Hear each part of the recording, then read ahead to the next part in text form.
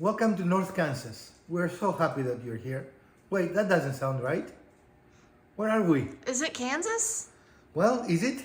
Well, it feels like it. We got a few inches of snow, and the last month literally has been very, very cold, unlike anything that we've experienced since we moved to North Carolina. So no, we're still in North Carolina, but really feels like Kansas, right, Mrs. DIY?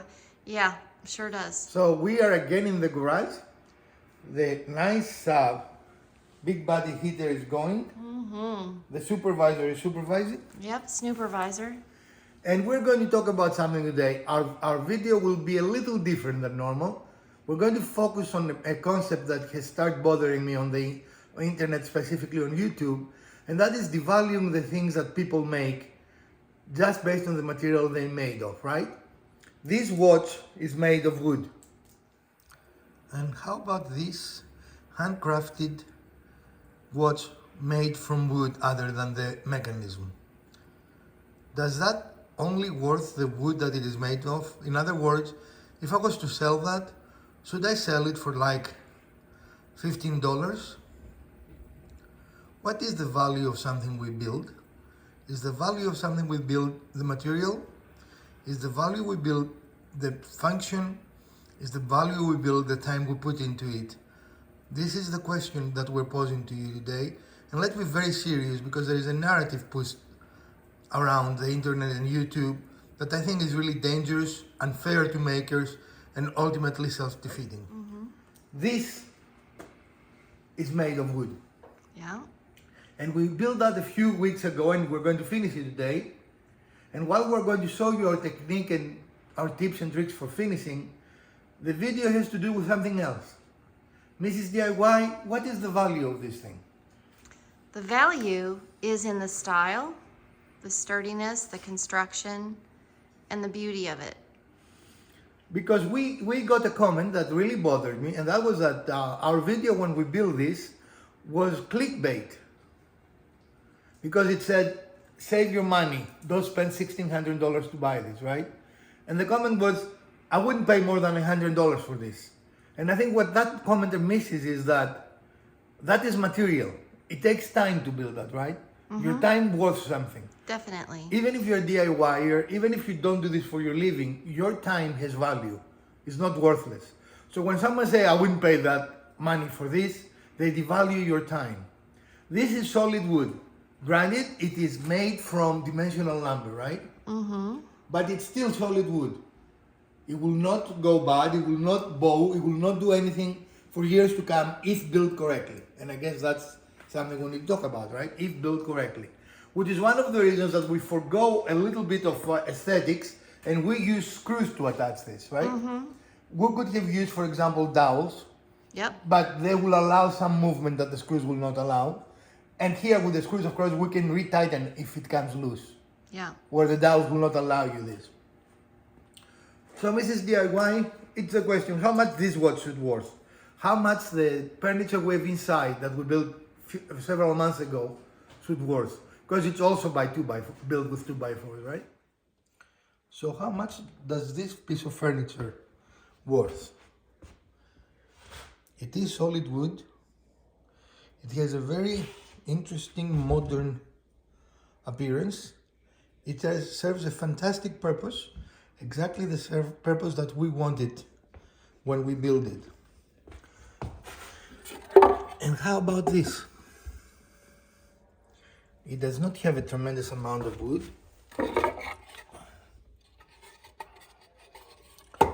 And neither does this.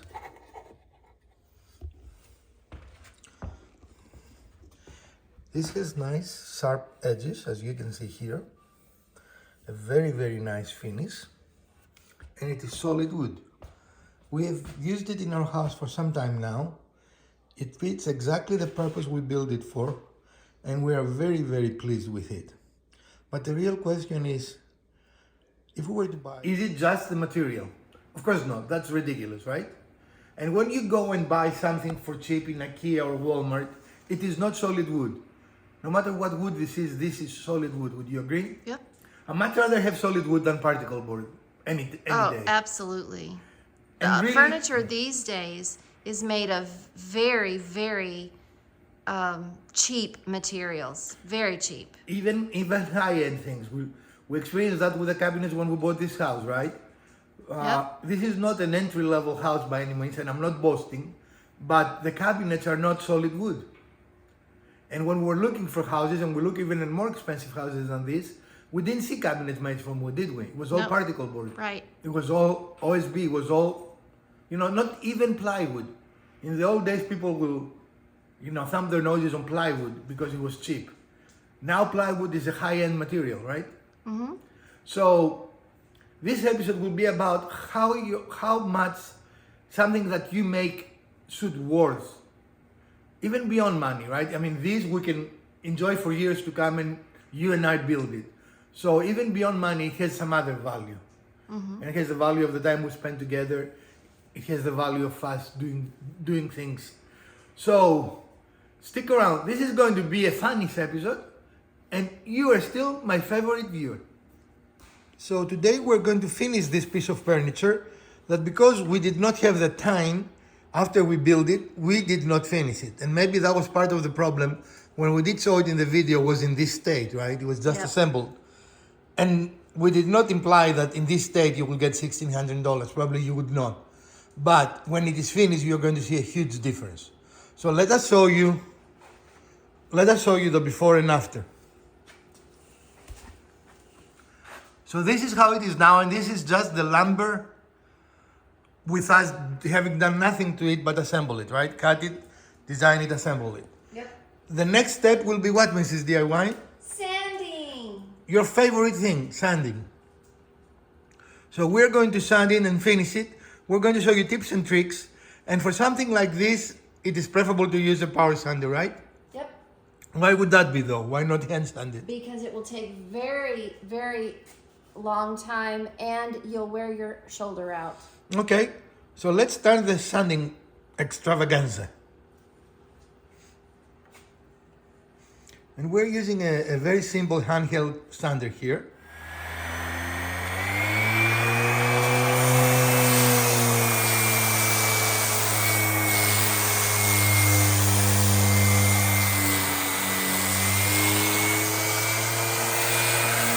Now sanding is a long process, right? Yep. So we're not going to be filming the whole time, but we'll film as we go along, and then the finishing.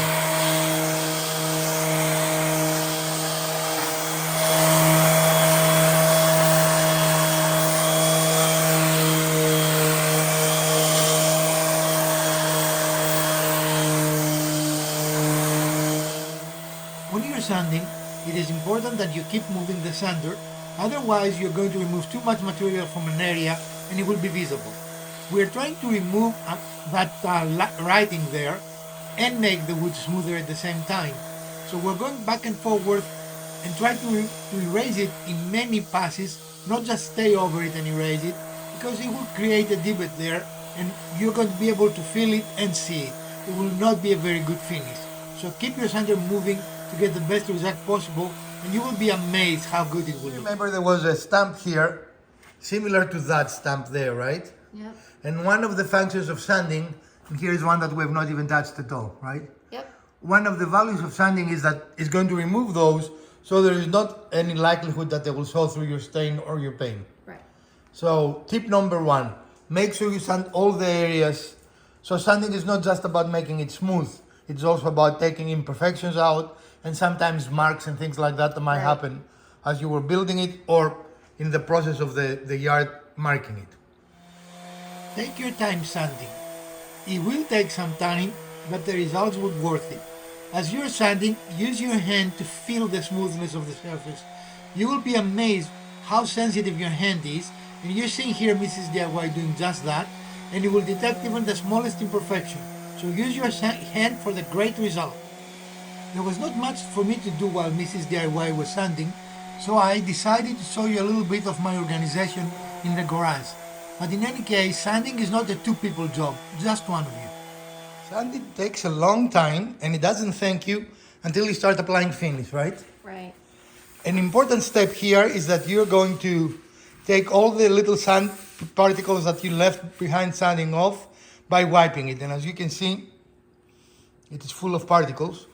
A tack cloth will work better, but tack cloths are fairly expensive, and we found out that the expense doesn't worth the improvement in performance, right? Right.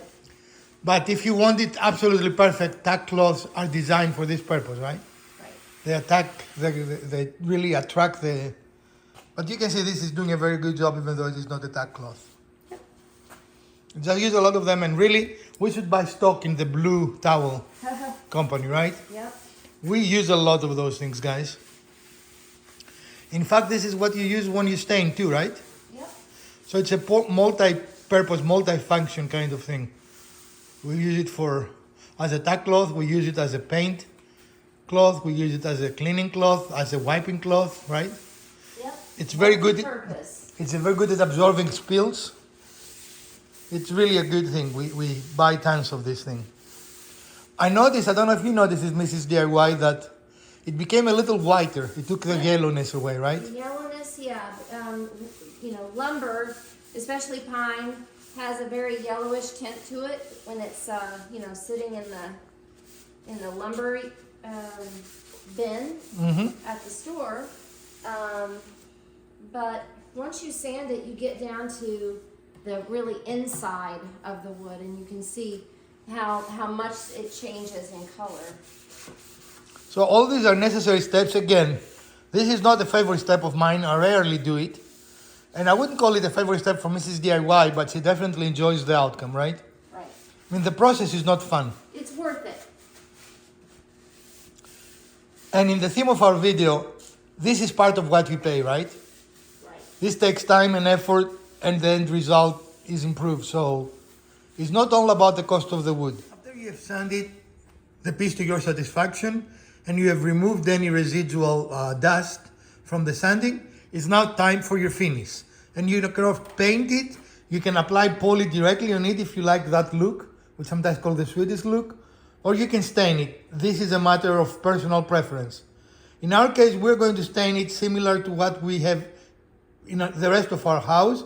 And again, that's an advantage of DIY. We can have the exact stain. We don't have to try to find something similar. Yep. So there we go. Where are we going?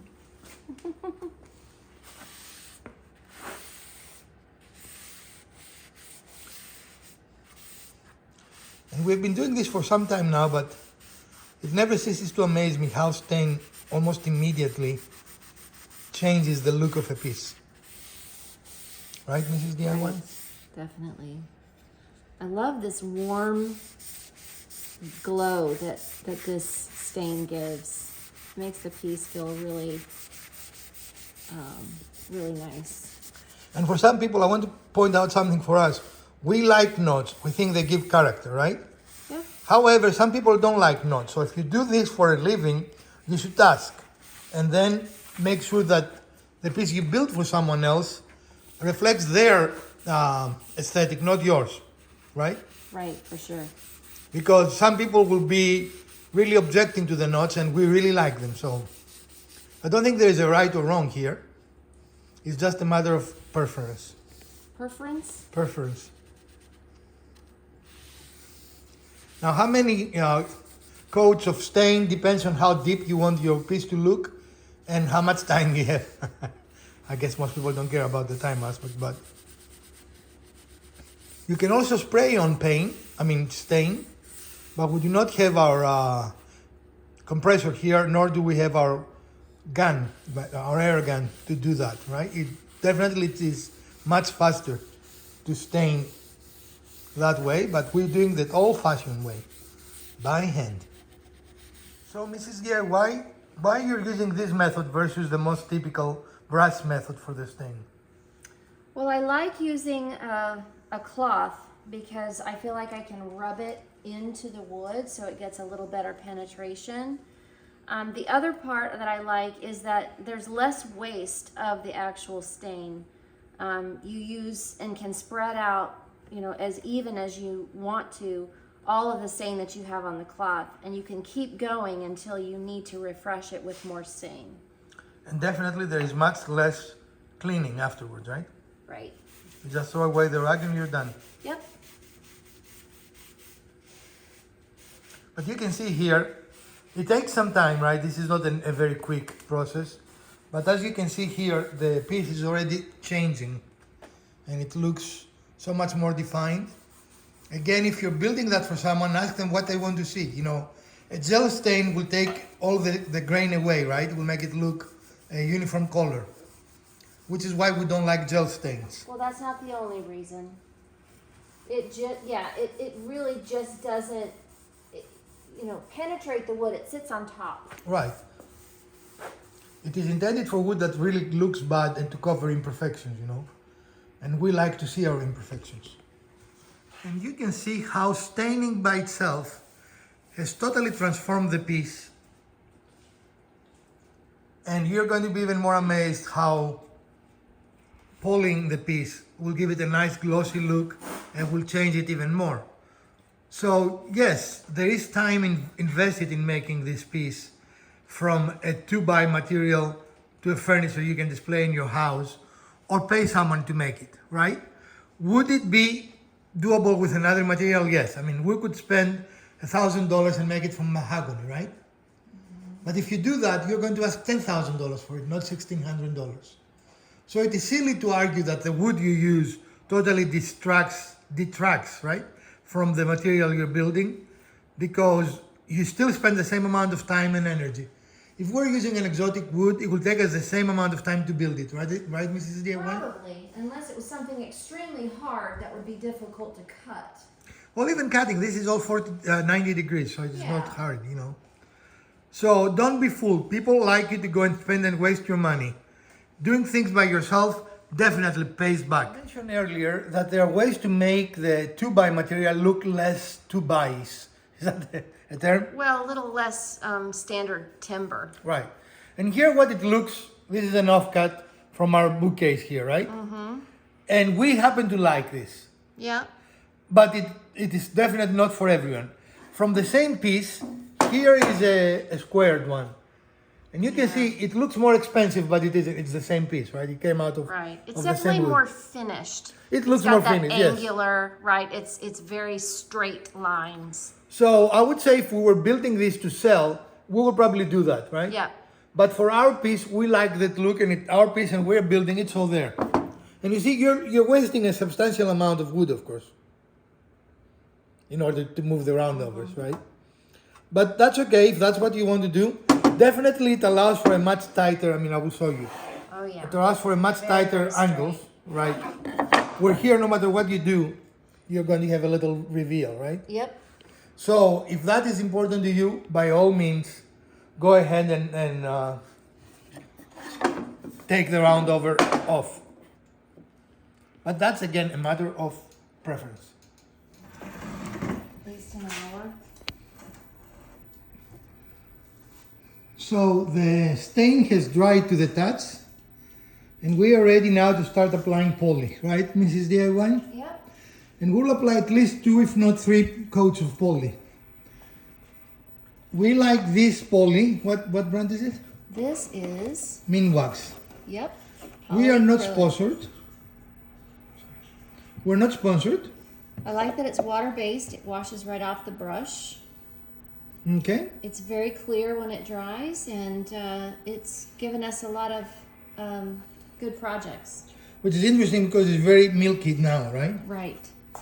Okay.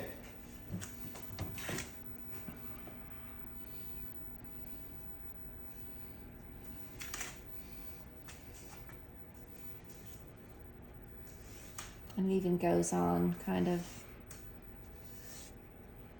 milky.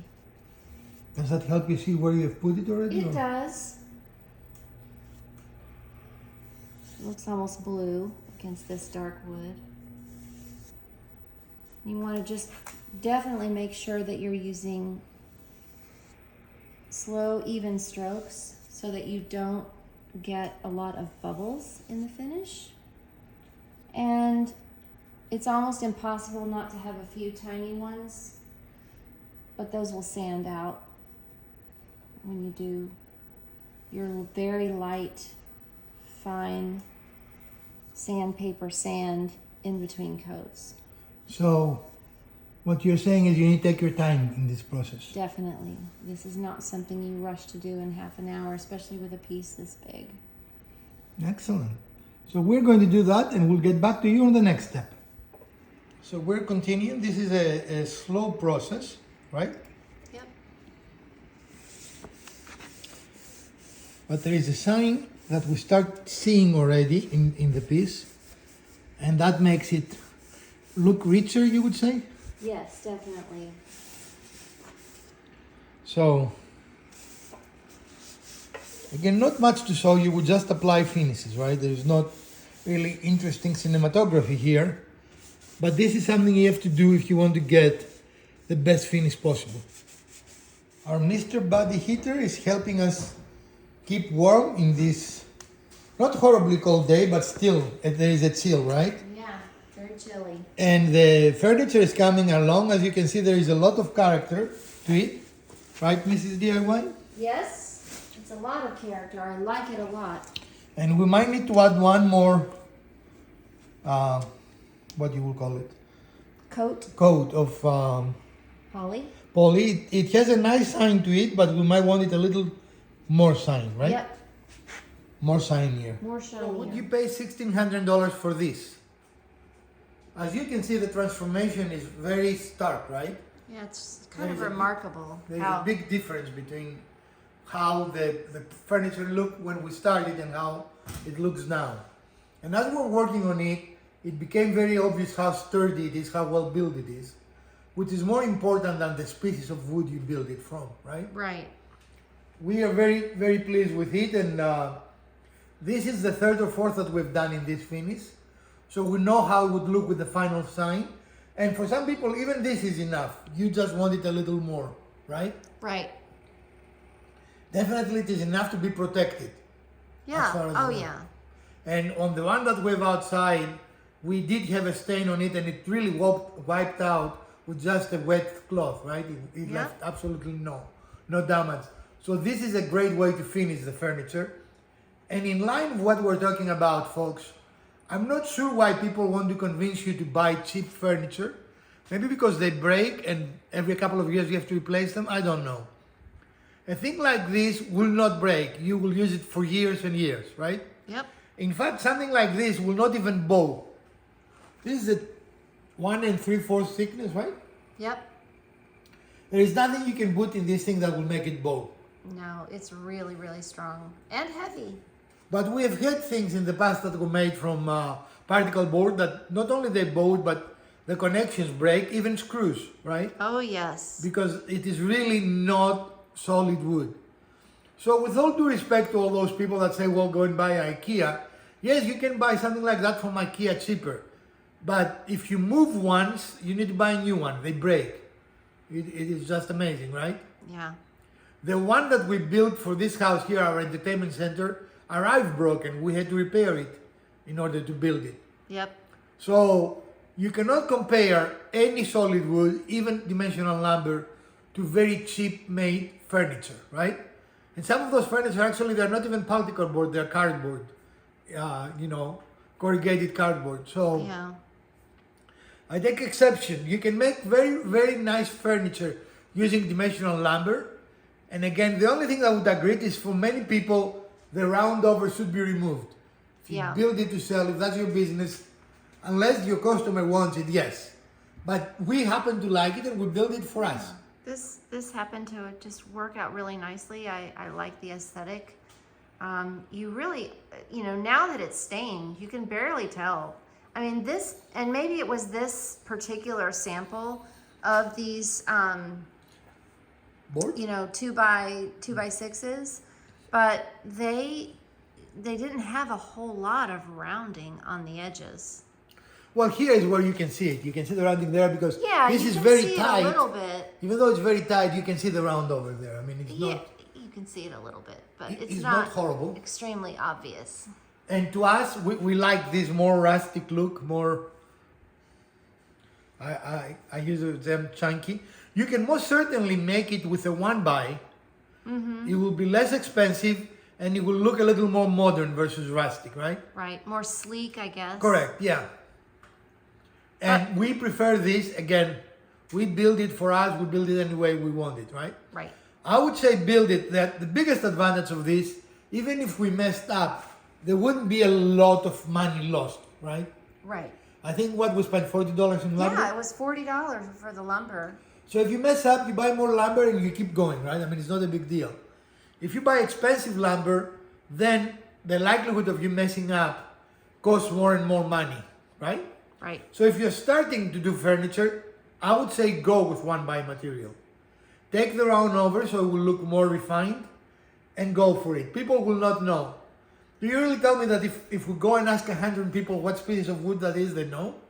No. People will not be able to identify it. So let's get serious about this. It makes no difference. It is solid wood. It is fantastic. Mrs. DIY, what is the hardest thing? For this, For finishing, yes. I think for finishing, the hardest thing is really sanding, because this particular piece has a lot of surfaces. You know, upside down surfaces, side surfaces, top, you know, bottom. There are a lot of places to sand. But it is something that anyone can do. Would you call this a beginner project or an intermediate project? For finishing? No, overall. For overall, it was probably an intermediate, just because it really made a big difference in the measurements for all of the pieces. They had to be exact, and we needed to make sure that everything was going to be square and fit. So we really had to plan that out and really make sure that our measurements or our What measurements? We don't know. We don't even know how long units of this piece we are. don't know how well We didn't measure we anything. measured the outside, and we knew that we had to make exceptions for the width of the boards inside and things Right, like but that. So- ultimately, we dry fit things and we cut them longer. right, and then- we're always going to do that, because every board is slightly different. Right. Right, it's not, you know, machine made, so you're going to have to check and recheck and refine as you go. Now, the advantage of a 2x material is, in our experience, they tend to be straighter. We can find straight 2x material. When you go to 1x material, it becomes more challenging Yes, to for find sure. nice straight boards, right? Very, very bowed products at, you know, the box stores.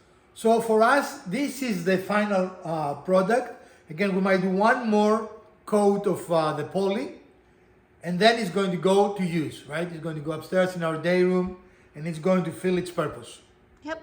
And in fact, we like it so much, we might build another one. What? So friends, this is the final product for us. And we hope you enjoyed this episode. We definitely enjoyed working on this project. And if you did, we'd appreciate a thumbs up. If you didn't, hit the other button twice. Share, like, subscribe. Let us know. Would you like to see more detailed projects like this on how every step of the way goes? And if you do, we're going to make sure to make more for you. From Professor DIY and Mrs. DIY, let's finish something together.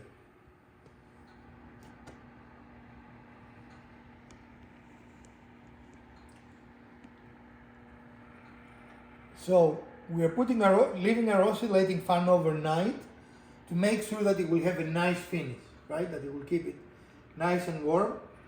And the oscillating fan will just very evenly throw nice warm air to the whole piece.